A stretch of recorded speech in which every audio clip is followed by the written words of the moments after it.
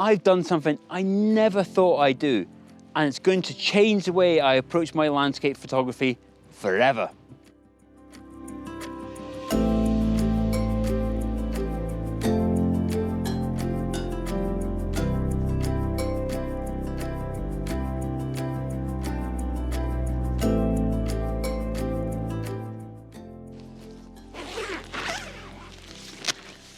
That's right, everybody. I've become a wild camper.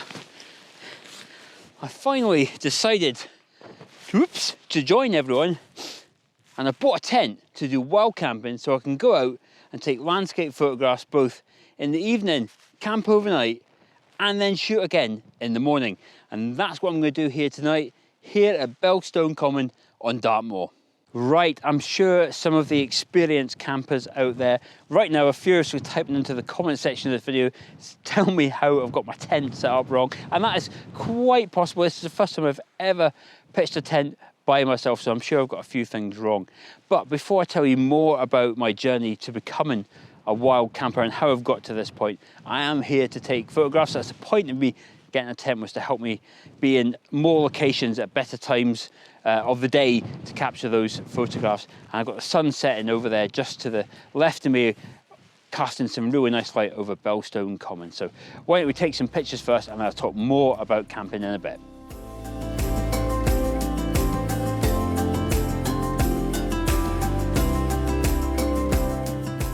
So I've come up to my first viewpoint. As you can see from my face, I've got this golden light here just coming across there, bathing the landscape in some really nice, soft, warm light. And for my first viewpoint, it's a classic one, or the classic one for me anyway. I come up here all the time, I know you do. And the reason I've come up here tonight, for me, it was a nice, safe bet. I've got all the camping headache to deal with. I didn't want to be exploring a new location, and I knew what I was doing up here, so I thought this would be a good place. And I know it works both at sunset and sunrise, so that's why I'm here. But yeah, this first viewpoint, I'm going to take a shot looking towards that rock stack over there and out into the further distance.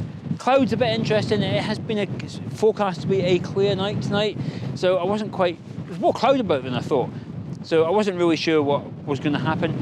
And I thought, well, I'd rather come here for my first camping trip out, and it was a clear night. It's a little bit breezy this side, hence I'm camping down that side, but I thought I'd rather have a clear sunny night. It's going to be clear all night and clear in the morning. I thought I'd rather have that than chucking it down on my first camping adventure. But I am getting a bit of clouds, so it's going to give a bit of interest in the sky. So I've got these nice foreground rocks here. They'll lead out to the stack and then out into the distance, and hopefully if I time it right, get some nice clouds in the sky.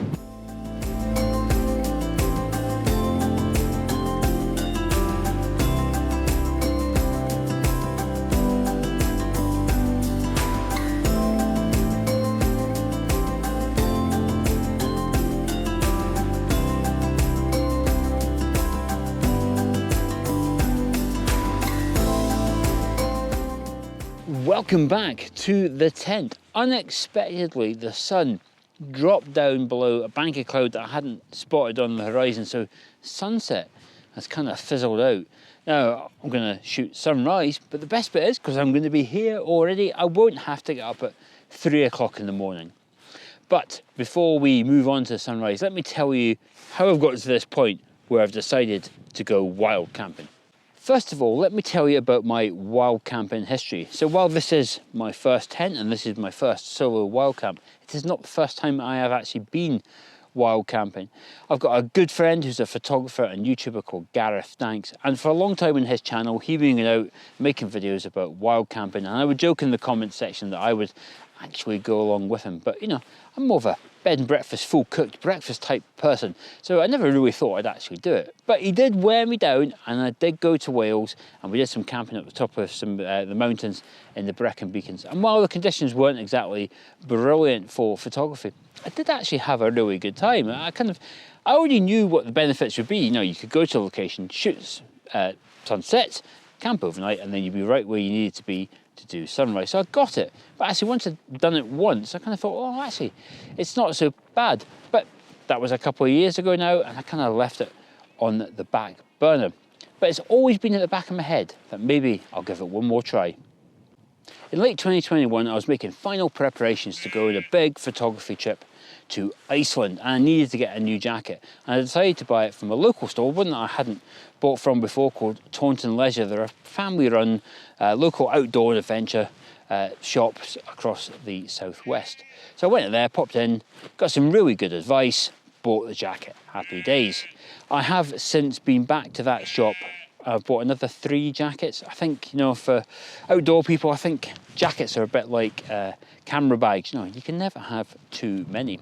Anyway, really liked the shop, really liked everything about it. I thought I'll start buying all my outdoor gear there.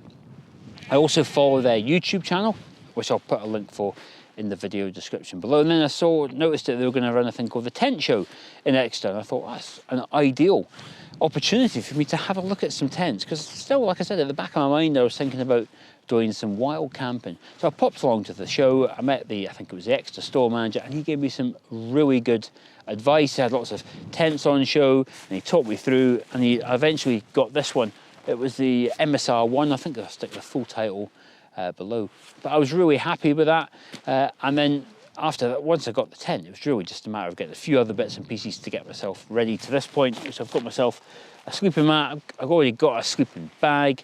There's a few other things I need to get, maybe like a pillow and a stove and stuff like that, but I need to build myself up gradually. But I was really happy with all the advice that I was given from that shop. They're not sponsoring this video or anything like that. I just, you know, when I find a shop that I like and you get good service from it, I think it's worth talking about it. So, you know, if you're looking for jackets or tents or any sort of other outdoor activity, I'll include a link for the shop below, and do check out their YouTube channel. It'll be well worth having a look at. So that's where I am now. This is me wild camping for the first time. I'm surrounded by wildlife. I've got cows walking along here, I've got sheep over there. Yeah, hopefully I'm going to get a good night's sleep. I hope I'm not going to get interrupted too much. But yeah, no, it's going to be exciting times ahead, I think. Right, that's enough chat. I'm going to settle down, I'm going to get into my tent, have a little sandwich, and hopefully I'll get a good night's sleep. I have to say that this tent, though, remarkably easy to put up. I think I got it right. I think I'm going to be all right tonight. But we'll see. It is my first time putting up a tent. The nights I went up with Gareth, he helped me there put up my tent. So I've done it. So I picked one that was going to be nice and easy. So yeah, good night, and I'll see you in the morning.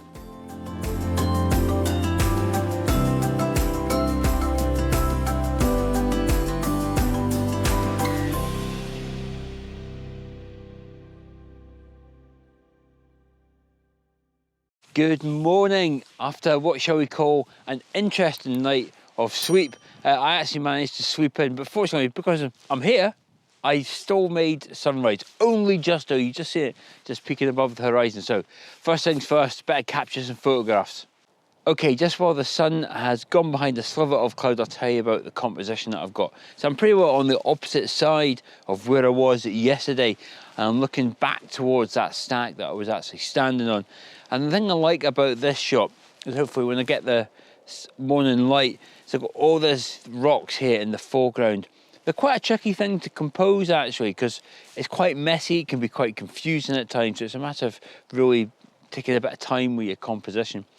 But they create nice leading lines. So I've got several leading lines, some from the foreground, and I've got some from the left-hand side, particularly the rock that's balancing up there is really interesting, and it points towards the stack in which I was standing on yesterday. So they all kind of lead towards that central point.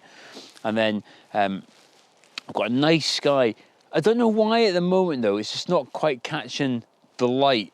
It's not as if there's so much cloud that there's no light, but the sun is up. I think it'll just take maybe just a few minutes to catch up, a bit like my brain, which is a bit kind of fuzzy at the moment. But yeah, that's what I'm going to start with. We'll see how it goes.